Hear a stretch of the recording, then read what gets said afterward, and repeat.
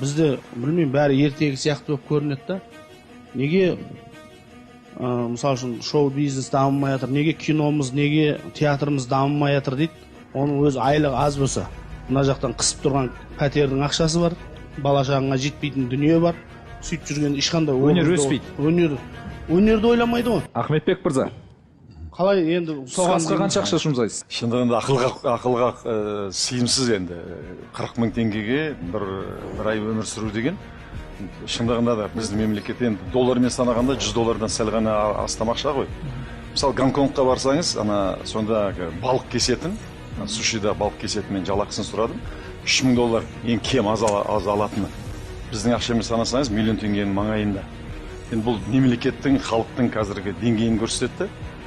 Бұл жерде енді мемлекетке қол ашып, қол жайып отыра бер деген сөз емес енді. Мемлекет ол сенің атанаң ғой. Мысалы, атанаң таңдай алмайсың, атанаң ішкіш болды дейік. Енді солай, мүмкін ауылда тұрды, өте шалғай ауылда тұрды, бәрібір сен өзің күн көру керексің ғой, өзің тіршілігің сол. Сондықтан әрбір мемлекетте отыратын адамның, мен былай айтам, әркімнің әр нәрсенің өзінің құны бар. Әр адамның да құны бар. Сіз 70 мың теңге алсаңыз, сіздің құныңыз 70 мың теңге тұрады.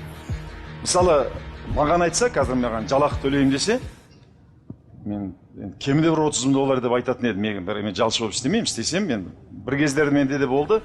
Бір бизнесім жүрмей неткенге, қиналған кезде, сол кезде маған жалақыға барам ба деген бір ойлар болған. 2007-ші бизнесім тартып алғанда, сонда маған 10 мың доллардан кем болса, мен өзіме ондай ұсынысты мен қабылдамаушы едім.